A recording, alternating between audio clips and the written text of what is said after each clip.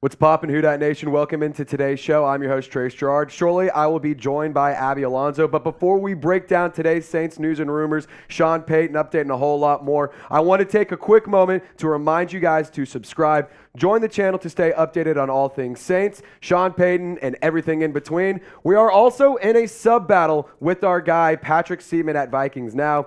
10,743 subs as compared to 10,642. Shout out Patrick Sheetman. Shout out Vikings Now for really pumping up the subs, making it a competition. So we're going to try and see who can get the most subs this offseason. Who Dat Nation, don't let me down. Let's do it like we did with Garrett Hartley 13 years ago yesterday and beat him again right now. And without further ado, let's get into today's show. So Dov Kleiman, he tweeted this out. He said, Broncos have made a decision that they want to hire Saints coach Sean Payton if he's interested, per FS1.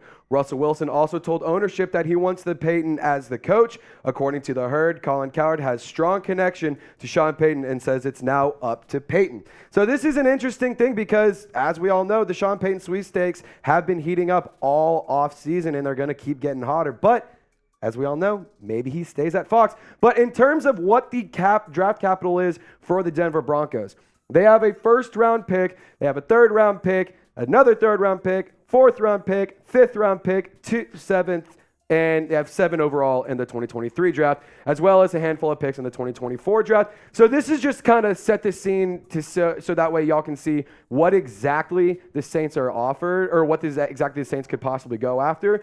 And what I will say is it seems like there's some conflicting reports out there. It seems like some things aren't necessarily adding up.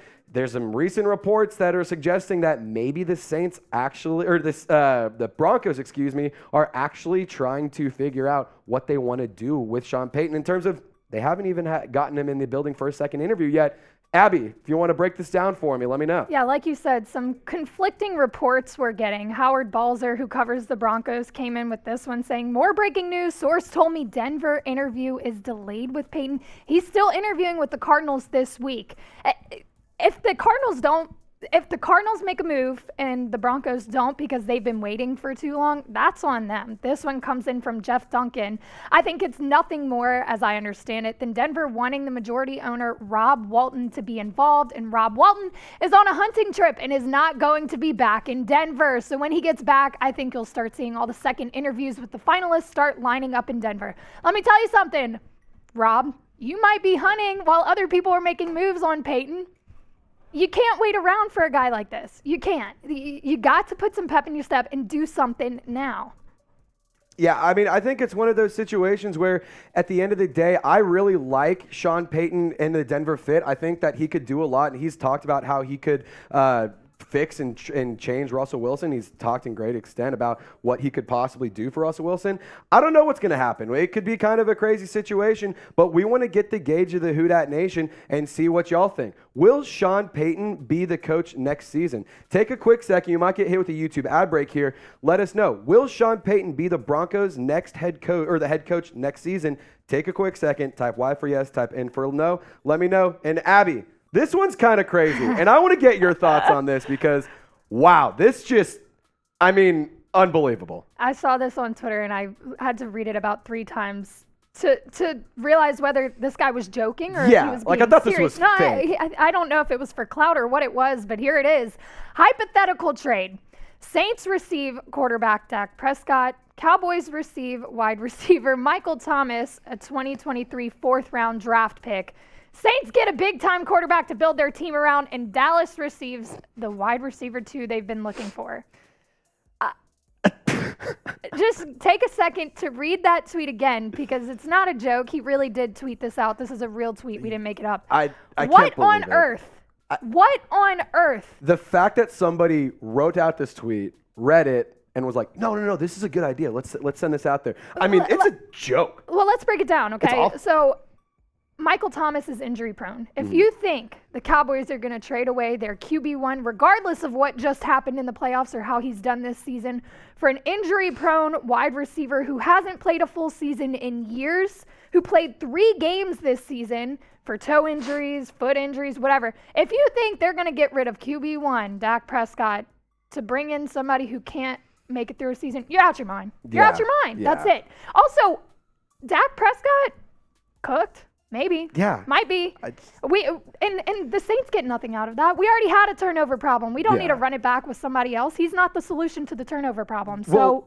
And not to mention that he led the league in interceptions. He led the NFL in That's what I'm saying. interceptions. It's a joke. I don't see how either team benefits from that trade. And you would have two really, excuse my French, pissed off fan bases if that went through. There's no way. No way. Exactly. And I can't honestly sit here and say, like, look at the postseason, look at, down the stretch when you need Dak Prescott to come in clutch. Like, sure, he has great games. Like, let's not act like he didn't have a phenomenal game against the Buccaneers in the wild card round. But let's also be realistic and say, I just personally haven't seen Dak Prescott prove to me he can be the guy and especially come in and be the guy for another team. Sure, he is good, but he's so wildly inconsistent, and I just don't want to pay that much money to somebody who's, at best, extremely average. Like, I'm not saying he's a bad quarterback. I'm not saying he's amazing. I don't think he's as good as what you might get out of him. And if you look at his stats from this season, 66.2 completion percentage, 2,800 yards, 23 touchdowns, and a league-leading 15 interceptions. I mean, it's terrible. I don't think that it makes sense for the Saints to go and trade for Dak Prescott, especially when you need that quarterback help and you can go younger. It doesn't make sense. That's why the tweet was funny. Exactly. We had to show y'all because if we had to see it, y'all had to see it. But it does not make sense. It's just a joke. Abby, I know you have a question for him. I know you wanted to ask him about this. So one word reaction to the Dak Prescott trade idea.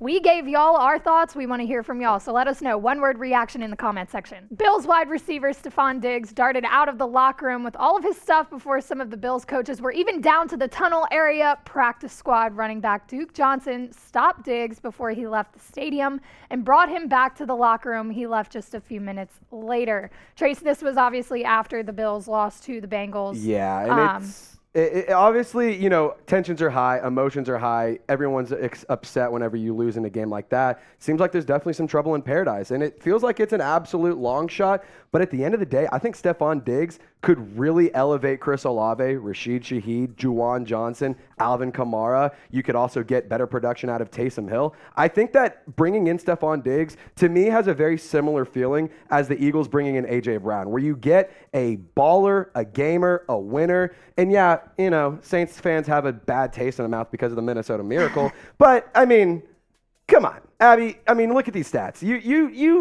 You can't even sit here and say that this isn't a little bit impressive. No, absolutely. And we've talked a lot about the receiver room moving into the offseason with potentially losing Michael Thomas. And Chris Olave is great, but you got to have the depth here. He would be phenomenal. Look at the stats just this season alone. 108 receptions, 1,400 yards, 11 touchdowns, averaging 13.2 yards per catch.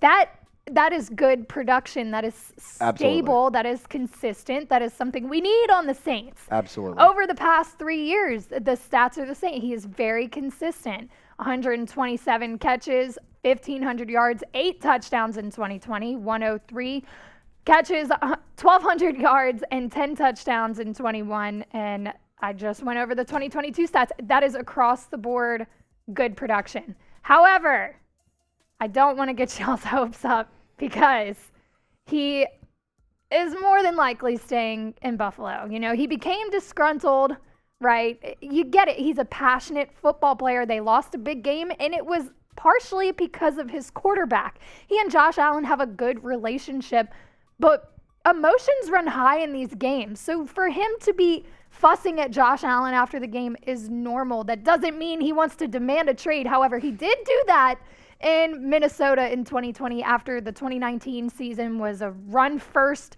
run-heavy offense. He and the Vikings didn't get along there. He demanded a trade, ended up in Buffalo. I don't think because they lost a game to the Bengals and Josh Allen just didn't have his best year, really, that Stefon Diggs is going to be like, all right, I'm out. Yeah. The Bills are still a good team. Absolutely. He's not in a situation where he can't succeed. Clearly, we've seen the success he's had over the past couple years. He's one of the best receivers in the league. Most definitely. I don't think he's leaving Buffalo. I pray that we could somehow acquire Stefon Diggs, but I wouldn't get your hopes up. Hey, who knows? If you somehow manage to pull off a crazy haul with the Sean Payton trade, I don't know. Never say never. I don't know that the Bills are in on that one. No, but probably let us know not. what you guys think. Would you trade for Stefon Diggs? Type Y for yes and for no. Let us know. We know we would if we could, but it's probably not going to happen. Let us know what you think.